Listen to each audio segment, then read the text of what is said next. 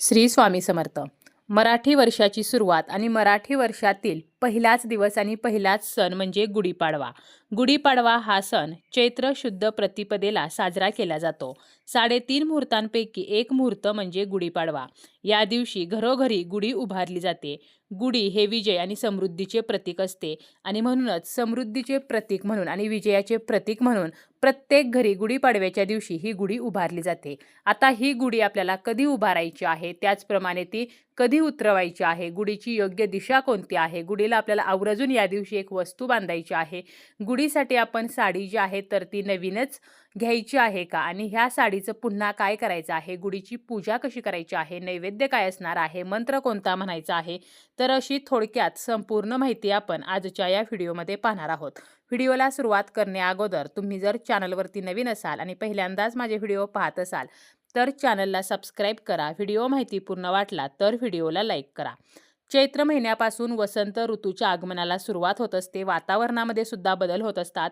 जुनी पाने गळून झाडांना नवी पालवी फुटत असते आणि गुढीपाडव्याचा जो सण आहे तर हा सण मोठ्या उत्साहाने साजरा केला जातो. गुढी सांगत असते की नवीन वर्ष सुरू झाले आहे, नवीन विचार करा, नवीन संकल्प करा, आकाशाला गवसणी घाला, मी जशी उंच आहे तर तशी तुम्ही सुद्धा उंच भरारी घ्या, प्रगती करा. गुढीपाडव्याच्या दिवशी सकाळी लवकर उठायचं आहे, स्नान करायचं आहे. आंघोळीच्या पाण्यामध्ये आपण आपल्या घरामध्ये असेल तर थोडेसे गंगाजल टाकू शकतो किंवा चिमूटभर हळद टाकून त्या पाण्याने स्नान करायचं आहे. स्वच्छ वस्त्र परिधान करायचे आहे, चुकूनही काळ्या रंगाचे वस्त्र परिधान करायचं नाही. आणि यानंतर आपल्याला देवपूजा वगैरे करायची आहे आणि त्यानंतर आपल्याला गुढी जी आहे तर ती उभारायची आहे. त्याचप्रमाणे सायंकाळी जेव्हा दिवस मावळतो म्हणजे सूर्यास्त होतो तर त्या अगोदर ही गुढी जी आहे तर ती उतरवली जाते, म्हणजेच काढली जाते. तसेच गुढीची दिशा सुद्धा अतिशय महत्त्वाची आहे. आपला जो मुख्य दरवाजा आहे तर त्याच्या बाहेरच्या बाजूला उजव्या बाजूला आपण ही गुढी जी आहे तर ती उभी करू शकतो किंवा आपलं जे अंगण आहे तर त्या ठिकाणी आपल्याला उजव्या साईडला ही गुढी उभी करायची आहे. आपण गॅलरीमध्ये जरी गुढी उभारली तरी सुद्धा चालत असते. जीवनामध्ये कधीही सुख किंवा दुःख तर हे एकटे येत नाही. सुखाच्या मागे दुःख सुद्धा असते आणि आपल्या आयुष्यात दुःख जरी असले तरी सुद्धा दुःखामागून सुख हे येत असते. त्यामुळे न डगमगता हसतमुखाने संकटांचा सामना करा, असा संदेश गुढी आपल्याला देत असते. गुढीसाठी आपण जे वस्त्र वापरतो किंवा जी साडी वापरतो तर ते वस्त्र उभ्या आडव्या धाग्यांनी बनलेले असते. त्याप्रमाणे आपल्या आयुष्यामध्ये सुद्धा उभे आडवे चढ उतार आपल्याला पार करायचे असतात, म्हणून आपण गुढीला साडी नेसवत असतो, म्हणजेच वस्त्र नेसवत असतो. आता ही साडी जी आहे तर ती काठपदर किंवा जरीची साडी असावी. ही साडी आपण नवीन सुद्धा घेऊ शकतो आणि आपल्याला जर नवीन साडी घेणे शक्य नसेल तर आपण आपल्या घरातील साडीसुद्धा गुढीला नेसवू शकतो. फक्त आपण नेसलेली किंवा धुतलेल्या साडीचा आपल्याला वापर करायचा नाही. आता अलीकडे गुढीसाठी वस्त्रसुद्धा मिळते. वेगवेगळ्या डिझाईनमध्ये हे वस्त्र जे आहे तर ते उपलब्ध असते. आपण आपल्या इच्छेनुसार किंवा आपल्याला जशी डिझाईन आवडते त्यानुसार कस्टमाइज करून गुढी जी आहे तर ती आता बनवून सुद्धा घेऊ शकतो. मग आपण साडी नेसवली किंवा वस्त्र नेसवलं तरी चालेल.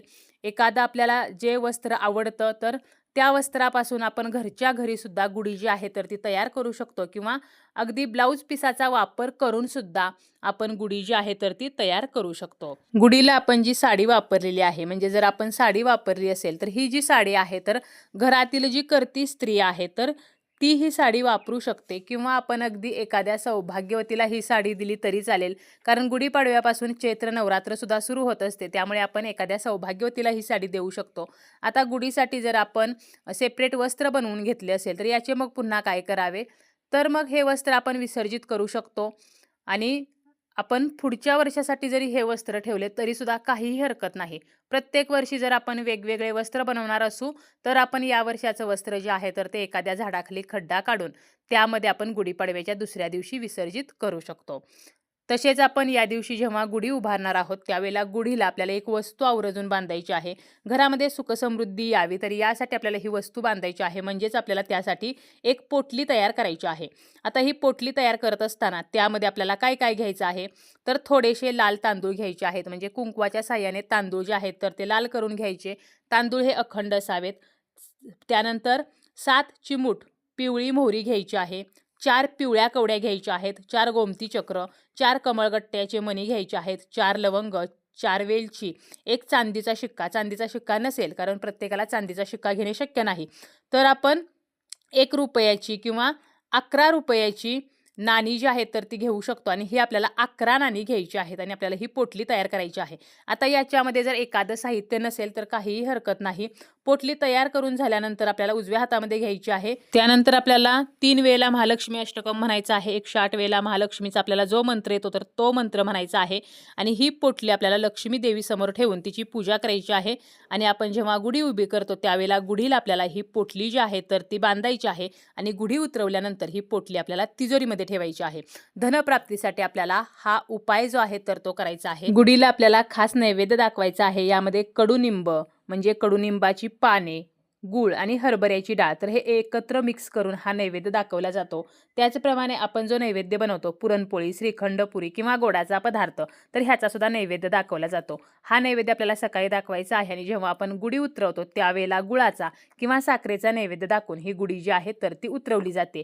गुढीची पूजा करत असताना किंवा गुढी उभी करत असताना आणि गुढी उतरवत असताना आपल्याला ओम ब्रह्मध्वजाय नमः, ओम ब्रह्मध्वजाय नमः तर हा मंत्र जो आहे तर तो म्हणायचा आहे.